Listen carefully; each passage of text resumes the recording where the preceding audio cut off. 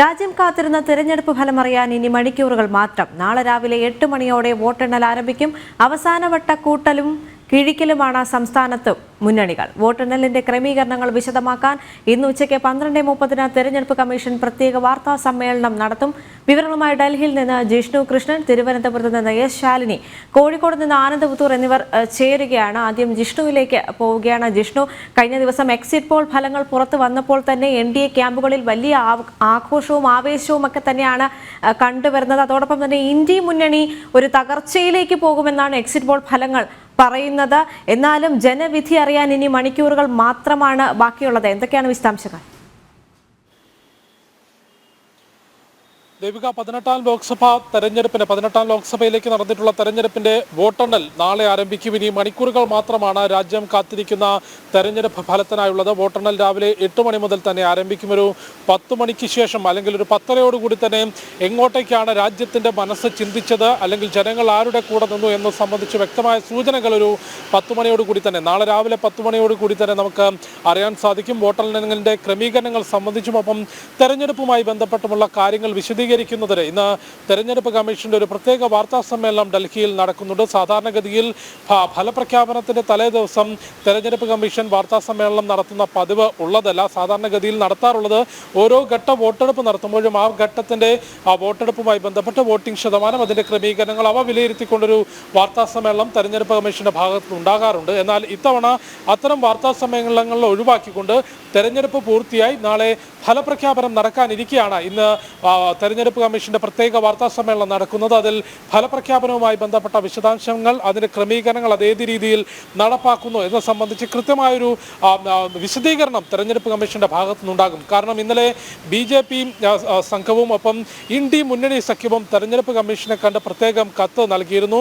രണ്ടുപേരുടെയും കത്തുകളിൽ തെരഞ്ഞെടുപ്പ് ഫലപ്രഖ്യാപനം ക്രമീകരണമാക്കണം, അതിന്റെ നടപടിക്രമങ്ങൾ സംബന്ധിച്ചുള്ള കാര്യങ്ങളായിരുന്നു വിശദീകരിച്ചത്. ഒപ്പം ഇന്ത്യ മുന്നണിയാകട്ടെ വോട്ടെണ്ണുമ്പോൾ ആദ്യം ബാലറ്റ് വോട്ട് എണ്ണണം എന്നൊരു നിർദ്ദേശം തെരഞ്ഞെടുപ്പ് കമ്മീഷന് മുമ്പിൽ ഒരു ആവശ്യമായി ഉന്നയിച്ചിരുന്നു. അത് പക്ഷേ കമ്മീഷൻ അംഗീകരിക്കാനുള്ള സാധ്യത കുറവാണ്. കാരണം 2019 വരെ അതാണ് കീഴ്വഴക്കമെങ്കിലും അതിനുശേഷം കമ്മീഷൻ എടുത്തിട്ടുള്ള പുതിയ തീരുമാനം EVM വോട്ടുകൾ തന്നെ എണ്ണി തുടങ്ങാം. ബാലറ്റ് പേപ്പറിൽ അല്ലെങ്കിൽ ബാലറ്റ് വോട്ട് പിന്നീട് എണ്ണാം. ബാലറ്റ് വോട്ട് വളരെ കൃത്യമായി സൂക്ഷിച്ചു വെക്കുന്നതാണ്. അതിൽ യാതൊരു തരത്തിലുമുള്ള കൃത്രിമത്വം നടക്കില്ല എന്ന വിലയിരുത്തലും തെരഞ്ഞെടുപ്പ് കമ്മീഷനുണ്ട്. അതുകൊണ്ട് വോട്ടെണ്ണലിന്റെ ക്രമീകരണങ്ങളുമായി ബന്ധപ്പെട്ടും ഒപ്പം 7 ഘട്ടങ്ങളിലായി നടന്നിട്ടുള്ള വോട്ടെടുപ്പിന്റെ വിശദീകരണങ്ങൾ സംബന്ധിച്ചും തെരഞ്ഞെടുപ്പ് കമ്മീഷന്റെ വാർത്താ സമ്മേളനത്തിൽ വ്യക്തമാക്കുന്നുണ്ടാകും. കമ്മീഷനെ സംബന്ധിച്ച് സമാധാനമായി, അതായത് അക്രമ സംഭവങ്ങളില്ലാതെ വളരെ സമാധാനപരമായി വോട്ടെടുപ്പ് പൂർത്തിയാക്കാൻ സാധിച്ചു എന്നുള്ളത് അഭിമാനകരമായ നേട്ടം തന്നെയാണ്. കഴിഞ്ഞ നാളുകളിൽ 2019 അതിനുശേഷവും എല്ലാം തന്നെ തെരഞ്ഞെടുപ്പുകൾ വളരെ സമാധാനപരമായി നടത്താൻ സാധിക്കുന്നുണ്ട് എങ്കിൽ പോലും കഴിഞ്ഞ കാലങ്ങളിൽ ഒരു 10 വർഷം മുമ്പേ വരെ നമുക്ക് തെരഞ്ഞെടുപ്പ് വാർത്തകളോടൊപ്പം തന്നെ കേട്ടിരുന്നത് അല്ലെങ്കിൽ റിപ്പോർട്ട് ചെയ്യപ്പെട്ടിരുന്നത് തെരഞ്ഞെടുപ്പിന് വോട്ടെടുപ്പിന് അന്ന് നടക്കുന്ന അക്രമ സംഭവങ്ങൾ, ബൂത്തുപിടുത്തവും സ്ഫോടനവും വോട്ട് ചെയ്യാനെത്തുന്ന ആളുകളെ ആക്രമിക്കുന്നതും ഉൾപ്പെടെയുള്ള സംഭവങ്ങൾ വടക്കുകിഴക്കൻ മേഖലയിലും ബീഹാറിലും പശ്ചിമ ബംഗാളിലും ഇതിന് കേരളത്തിൽ വരെ അത്തരത്തിലുള്ള വാർത്തകൾ ഉണ്ടായിരുന്നു. എന്നാൽ ഇന്ന് അത്തരത്തിലുള്ള സംഭവങ്ങൾ ഒഴിവാക്കിക്കൊണ്ട് സമാധാനപരമായി രാജ്യത്ത് വോട്ടെടുപ്പ് നടക്കാൻ സാധിക്കുന്നു, വോട്ടെടുപ്പ് നടത്തിക്കാൻ സാധിക്കുന്നു. അത് തെരഞ്ഞെടുപ്പ് കമ്മീഷനെ സംബന്ധിച്ചേറെ അഭിമാനിക്കുന്ന നേട്ടവുമാണ്. ഇനി രാഷ്ട്രീയപരമായി വിലയിരുത്തുമ്പോൾ ദേവിക ആദ്യം ചൂണ്ടിക്കാട്ടിയതുപോലെ തന്നെ എക്സിറ്റ് പോൾ ഫലം പുറത്തു വന്നതിൻ്റെ വലിയ ആത്മവിശ്വാസത്തിൽ തന്നെയാണ് BJP NDA നേതൃത്വമുള്ളത്. വോട്ടെടുപ്പിൻ്റെ ഓരോ ഘട്ടത്തിലും വളരെ കൃത്യമായി മോദി സർക്കാരിൻ്റെ തുടർഭരണം എന്നല്ല, തുടർഭരണത്തിലേക്ക് എത്തുമ്പോൾ മോദി സർക്കാരിന് എത്ര ഭൂരിപക്ഷം ലഭിക്കുമെന്നുള്ളതാണ് രാജ്യത്തെ ചർച്ച എന്ന് വളരെ കൃത്യമായി ആത്മവിശ്വാസത്തോടെ BJP NDA നേതാക്കൾ പ്രതികരിച്ചിരുന്നു. പ്രധാനമന്ത്രി നരേന്ദ്രമോദിയും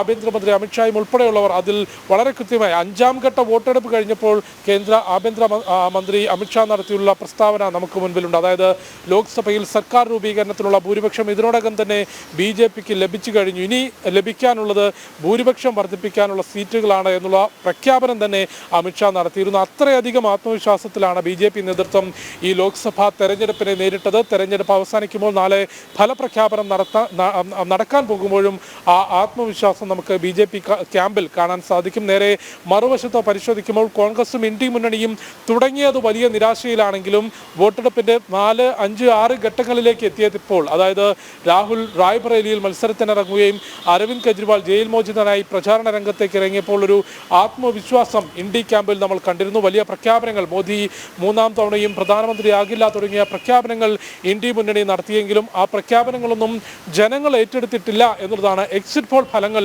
സൂചിപ്പിക്കുന്നത്. ഇന്ത്യ മുന്നണിക്ക് കോൺഗ്രസ് ഉൾപ്പെടെ സമാജ്വാദി പാർട്ടിയും ആം ആദ്മിയും ഒപ്പം മമതാ ബാനർജിയും ഉൾപ്പെടുന്ന മുഴുവൻ ഇന്ത്യ മുന്നണിക്കും 200 കടക്കാൻ പോലും സാധ്യതയില്ല എന്നുള്ളതാണ് മിക്ക എക്സിറ്റ് പോളുകളും ചൂണ്ടിക്കാട്ടിയിട്ടുള്ളത്. അത്തരത്തിലുള്ള സർവേ ഫലങ്ങൾക്കെല്ലാം ആയുസ് ഇനി മണിക്കൂറുകൾ മാത്രമാണ്. നാളെ രാവിലെ വോട്ടെണ്ണൽ ആരംഭിക്കുന്നു. രാജ്യം മുഴുവൻ ആ വോട്ടെണ്ണലിലേക്ക് കാതോർത്തിരിക്കുകയാണ്. ദേവിക. ഓക്കെ, തിരുവനന്തപുരത്ത് നിന്ന് എസ് ശാലിനി കൂടി ചേരുകയാണ്. ശാലിനി, തലസ്ഥാനത്തെ വോട്ടെണ്ണൽ കേന്ദ്രങ്ങൾ വളരെയധികം സുരക്ഷയിലാണ് എന്ന് തന്നെ മനസ്സിലാക്കാൻ സാധിക്കുന്നുണ്ട്. അവസാനവട്ട ഒരുക്കങ്ങൾ ഏതുവരെ എത്തി? ദേവിക, രാജ്യം കാത്തിരിക്കുന്ന ഒരു സുപ്രധാനമായ തെരഞ്ഞെടുപ്പ്. ആ തെരഞ്ഞെടുപ്പിന്റെ വോട്ട് എടുപ്പെല്ലാം പൂർത്തിയായി. കഴിഞ്ഞ ഒരു മാസത്തോളമായി ഈ വോട്ടെണ്ണൽ കേന്ദ്രത്തിൽ, അതായത് തിരുവനന്തപുരം നാലാഞ്ചിറ മാറിവാനിയസ് കോമ്പൗണ്ടിനുള്ളിലെ മാറിവാനിയസ് കോളേജിലാണ് തിരുവനന്തപുരത്തെ 2 ലോക്സഭാ മണ്ഡലങ്ങൾ, തിരുവനന്തപുരവും ആറ്റിങ്ങൽ ലോക്സഭാ മണ്ഡലങ്ങളിലെ സ്ട്രോങ് റൂമുകൾ ഉള്ളത്. ഞാനിപ്പോൾ നിൽക്കുന്നത് മാറിവാനിയസിലെ നാലാഞ്ചിറ മാറിവാനിയസ് കോമ്പൗണ്ടിലാണ്. ദൃശ്യങ്ങളിൽ നമുക്ക് കാണാം സ്ട്രോങ് റൂമിന്റെ ദൃശ്യങ്ങളൊക്കെ ഉള്ളത്. ഇവിടെ സ്ട്രോങ് റൂമുകൾ പൂർണ്ണമായും സുരക്ഷാ വലയത്തിലാണ് എന്നുള്ളതാണ് ഏറ്റവും ശ്രദ്ധേയമായിട്ടുള്ള കാര്യം. 11 ലൊക്കേഷനുകളിലായി 16 സെന്ററുകളിലായാണ് ആറ്റിങ്ങൽ, തിരുവനന്തപുരം പാർലമെന്ററി മണ്ഡലങ്ങളിലെ EVM പോസ്റ്റൽ ബാലറ്റ് വോട്ടെണ്ണൽ കേന്ദ്രങ്ങൾ സജ്ജീകരിച്ചിട്ടുള്ളത്. ഒപ്പം തന്നെ ത്രിതല പോലീസ് ബന്ദോബസ്ത് സംവിധാനമുള്ള സുരക്ഷയോടൊപ്പം തന്നെ CCTV നിരീക്ഷണത്തിലാണ് ഈ സ്ട്രോങ് റൂമുകളെല്ലാം ഉള്ളത് എന്നുള്ളതാണ് ഏറ്റവും ശ്രദ്ധേയമായിട്ടുള്ള കാര്യം. വോട്ടെണ്ണലിനായി നിയോഗിച്ചിട്ടുള്ള ഉദ്യോഗസ്ഥർക്ക് 3 ഘട്ടങ്ങളിലായിട്ടുള്ള എല്ലാ രീതിയിലുള്ള ക്ലാസുകളും അല്ലെങ്കിൽ പരിശീലനങ്ങളും ഒക്കെ തന്നെ പൂർത്തിയാക്കിയിട്ടുമുണ്ട്. EVM postal ballot, ETPBS parallel counting എന്നീ ടേബിളുകളിൽ 20% റിസർവ് ഉൾപ്പെടെ ആകെ 1200 കൗണ്ടിംഗ് ജീവനക്കാരാണ് നാളെ ഡ്യൂട്ടിക്ക് ഉണ്ടാവുക. ഇവർക്കുള്ള എല്ലാ പരിശീലനങ്ങളും പൂർത്തിയാക്കി നാളെ രാവിലെയോടുകൂടി ഉദ്യോഗസ്ഥരൊക്കെ തന്നെ ഇവിടേക്ക് എത്തുകയും ചെയ്യും.